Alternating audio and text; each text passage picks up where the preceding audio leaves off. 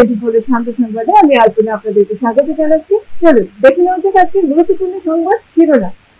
বাক্সায় 163 ধারায় জারি সম্পূর্ণ পরিস্থিতি, বন্ধ ইন্টারনেট সেবা। কাটিগড়ার মেগা হেলথ কেন্দ্রে চরম অব্যবস্থা, রোগীদের ভোগান্তি চরম।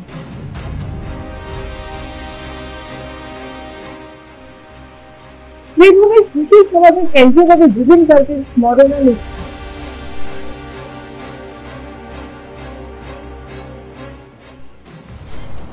কাটিগড়া বুলন্দের 4 সিমেন্ট কারখানায় দুর্ঘটনায় আহত শ্রমিকদের সুবিচারের দাবিতে জেলা শাসককে স্মারকপত্র।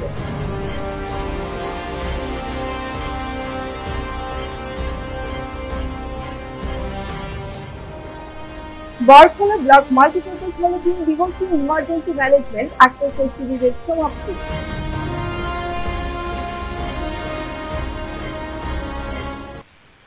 এবারে সংবাদ বিস্তারিত। জুবিন গার্গের মৃত্যুর অভিযুক্তদের ঘিরে উত্তপ্ত হয়ে ওঠা বাক্সা জেলায় 163 ধারা জারি করে সমাবেশের নিষেধাজ্ঞা জারি করার পাশাপাশি জেলা জুড়ে সাময়িকভাবে ইন্টারনেট পরিষেবা বন্ধ করে দিয়েছে প্রশাসন।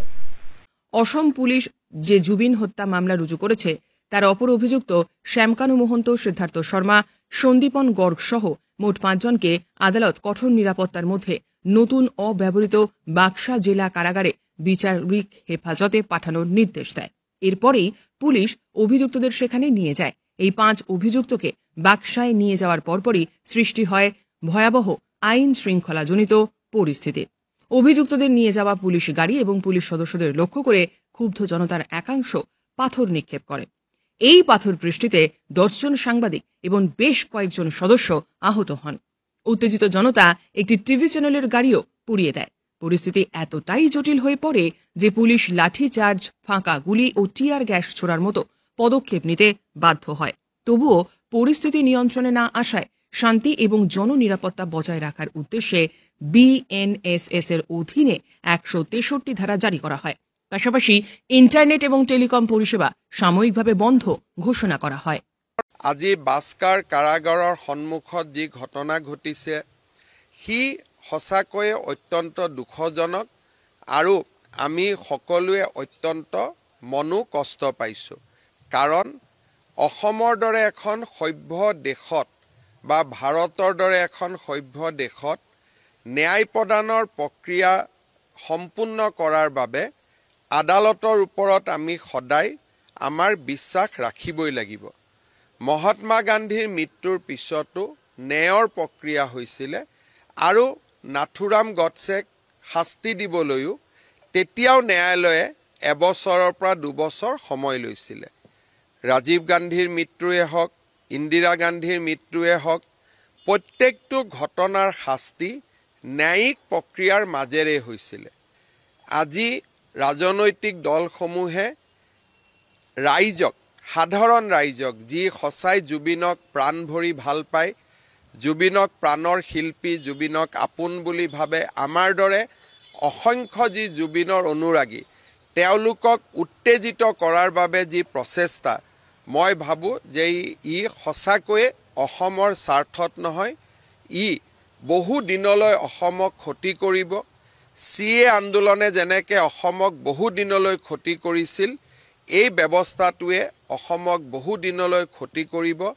মই ৰাইজক আহ্বান জনাম যে যাৰ ৰাজনৈতিক উদ্দেশ্য আছে তেওঁলোকক ৰাজনীতি কৰিব দিয়ক, কিন্তু সাধাৰণ জনতাই ন্যায়ালয়ৰ ওপৰত বিশ্বাস ৰখা উচিত আৰু অসম পুলিচে নিৰ্ধাৰিত সময়ত তদন্ত শেষ কৰি ন্যায়ালয়ৰ সন্মুখলৈ জুবিনৰ ঘটনাত দোষী সকলোকে ন্যায়ালয়ৰ সন্মুখলৈ লৈ যাব।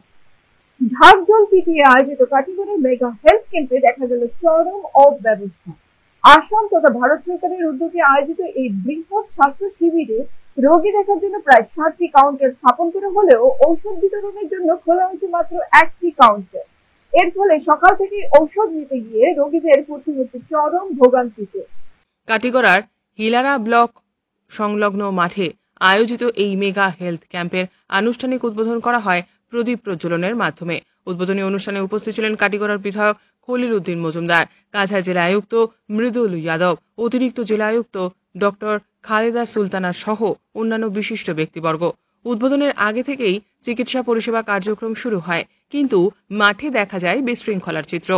একদিকে যেখানে বেশ কয়েকটি চিকিৎসা কাউন্টারে কার্যত অলস বসে আছে, সেখানে ঔষধ বিতরণের একমাত্র কাউন্টারের সামনে রোগীদের উপচে পড়া ভিড়। স্থানীয়দের অভিযোগ, যথাযথ পরিকল্পনা এবং ব্যবস্থাপনা না থাকায় এই বিশাল আয়োজন কার্যত বিশৃঙ্খলায় পরিণত হচ্ছে। অনেকে ঘন্টার পর ঘন্টা লাইনে দাঁড়িয়ে থেকেও ওষুধ না পেয়ে ফিরে যাচ্ছেন। काटीगोरा समष्टि में मेगा हेल्थ कैंप का आयोजन किया गया है। हमारे जॉइंट डायरेक्टर साहब ने बताया कि इस कैंप में पूरा जो कैंप है जिसमें पहले स्क्रीनिंग होगा, उसके बाद ट्रीटमेंट और रेफरल की व्यवस्था इसमें करी गई है। मैं इसमें जोड़ना चाहूँगा कि ये कैंप पूरी तरह से निःशुल्क है।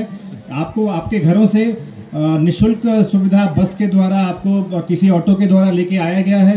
उसके बाद यहाँ पे चिकित्सा देने के बाद आपका दवाइयाँ, लैब का खर्च पूरा सरकार वहन करेगा। और अगर आपका ट्रीटमेंट यहाँ पे नहीं हो पाता है तो आपको एक सुश्रुत सेवा पोर्टल है, वहाँ पे रजिस्टर करके रेफरल करके आपको गुवाहाटी या बाहर में बेंगलोर भेजने का जो व्यवस्था है उसका सरकार करेगा। तो ये एक नॉर्मल कैंप नहीं है। यहाँ पे एक काटीगोरा का जो अंचल है एक ग्रामीण अंचल है, एक दूर दराज का अंचल है, तो हमारे मेडिकल कॉलेज जाने में आपको असुविधा होती है। तो मेडिकल कॉलेज से 20 से 25 हमारे जो स्पेशलिस्ट डॉक्टर्स हैं, अलग अलग डिपार्टमेंट्स के, ENT हो, सर्जरी हो, न्यूरो साइंस हो, कार्डियो हो, ये अलग अलग डॉक्टर्स यहाँ पे उपस्थित हुए हैं। ये पूरे दिन भर आपके साथ आपका सेवा देने के लिए यहाँ उपस्थित होंगे। तो हम आशा करेंगे कि इस कैंप में अधिक से अधिक लोग इसका सुविधा ले पाएँ। और जो हमारा एक अनुमान है जो RBS की टीम ने हमको दिया है कि 3 से 5 हज़ार लोग आज कैंप को अटेंड करेंगे। तो मैं यहाँ पे उपस्थित जितने भी हेल्थ कर्मी हैं उनसे रिक्वेस्ट करूँगा कि वो पेशेंट से और क्वालिटी एक सुविधा और स्वास्थ्य सुविधा प्रोवाइड करें। और जो जिला प्रशासन का काम था, जो हमारे PRI मेंबर्स का, हमारे पॉलिटिशियंस का काम था कि लोगों को लेके आना है। অতি ভাব গম্ভীর পরিবেশ অনুষ্ঠান স্থল, উপস্থিত প্রত্যেকে সুখী মুহ্যমান। যেহেতু বুধবার শ্রীভূমি সুশীল সমাজ কেন্দ্রীয়ভাবে আয়োজন করে জুবিন স্মরণানুষ্ঠান, জেলা গ্রন্থাগার প্রেক্ষাগৃহে আয়োজিত কার্যক্রমে কিংবদন্তি কণ্ঠশিল্পী জুবিন গর্গের প্রতি বিনম্র শ্রদ্ধা জ্ঞাপন করেন পুষ্পার্ঘ্য অর্পণের মাধ্যমে জেলার অতিরিক্ত পুলিশ সুপার প্রণবজ্যোতি কলিতা, রাজ্যসভার প্রাক্তন সাংসদ মিঠুন রঞ্জন দাস, জেলা বিজেপির প্রাক্তন সভাপতি সুব্রত ভট্টাচার্য সহ অন্যান্য ব্যক্তিত্বরা শ্রদ্ধার্ঘ্য কার্যক্রমে সামিল ছিলেন। উপস্থিত ছিলেন বিভিন্ন দল সংগঠনের কর্মীরা সহ অন্যান্য ব্যক্তিত্বরা। স্বাগত ভাষণ দেন আয়োজক পক্ষে গৌতম চক্রবর্তী। উদ্বোধনী সঙ্গীত পরিবেশন করেন শ্রীভূমির নামধরের শিল্পীরা। শ্রীভূমি বা বিগত দিনের করিমগঞ্জ জেলায় যিনি বাল্যকাল থেকে যৌবনে পদার্পণ করে প্রাথমিক শিক্ষা সমাপ্ত করে মাধ্যমিকে অবতীর্ণ হওয়ার প্রাক মুহূর্তে পিতার কর্মসূত্রে পরবর্তীতে অন্যত্র পাড়ি দিয়ে কণ্ঠশিল্পকে আঁকড়ে ধরে সমগ্র রাজ্যকে, এই দেশ তথা পৃথিবীর বুকে নিজে এবং নিজের রাজ্যকে যিনি প্রতিষ্ঠিত করতে সমর্থ হয়েছিলেন, এই জেলার বা এই জেলা সদরের অতি আপন ব্যক্তি হিসাবে বারবার যার কণ্ঠে ফুটে উঠেছিল সেই শ্রদ্ধেয় জুবিন গার্গ মহাশয়ের আকস্মিক প্রয়াণের পর সমগ্র রাজ্যের বিভিন্ন অঞ্চলে প্রায় প্রত্যেক দিন ওনার স্মৃতির উদ্দেশ্যে, শ্রদ্ধা জ্ঞাপনের উদ্দেশ্যে যেভাবে বিভিন্ন শ্রদ্ধাঞ্জলি সভা বা সাংস্কৃতিক অনুষ্ঠানের মাধ্যমে ওনাকে বিভিন্নভাবে শ্রদ্ধা জ্ঞাপন করা হচ্ছে ওনার আত্মার প্রতি, ওনার স্মৃতির প্রতি, ঠিক একইভাবে এই জেলায়ও যেদিন ওনার প্রয়াণ হয়েছিল সেই দিন থেকে শুরু করে আজ অবধি বিভিন্ন জায়গায় বিভিন্ন সংস্থা বা বিভিন্ন জনের উদ্যোগে যেভাবে শ্রদ্ধাঞ্জলি সভাগুলো আয়োজিত হচ্ছে তারই অঙ্গ হিসাবে আজ মোটামুটিভাবে কেন্দ্রীয়ভাবে শ্রীভূমি জেলা সদরে বিগত দিনের করিমগঞ্জ বা শ্রীভূমি বইমেলা কমিটির সম্পাদক শ্রী গৌতম চক্রবর্তী মহাশয়ের উদ্যোগে জেলা প্রশাসনের কর্তা ব্যক্তি, জেলা পুলিশ প্রশাসনের পদাধিকারী, এই জেলা সদরের বিশিষ্ট ব্যক্তি, শ্রদ্ধেয় ব্যক্তিদের উপস্থিতিতে আজ যে শ্রদ্ধাঞ্জলি সভা এখানে আয়োজন করা হয়েছে, আমি প্রথমেই শ্রদ্ধেয় জুবিন গার্গজির প্রতি আমার শ্রদ্ধা জ্ঞাপন করছি, ওনার স্মৃতির প্রতি আমি শ্রদ্ধা জানাচ্ছি, আর ওনার সন্তপ্ত পরিবারের প্রতি শোক জ্ঞাপন করছি।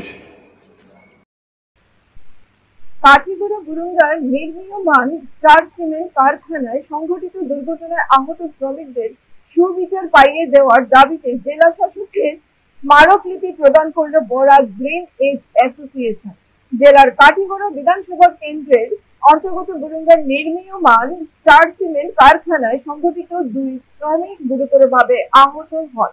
এদের মধ্যে একজনকে হাসপাতাল থেকে ছেড়ে দেওয়া হলেও অন্য একজন শ্রমিক বর্তমানে হাসপাতালে চিকিৎসাধীন অবস্থায় রয়েছে।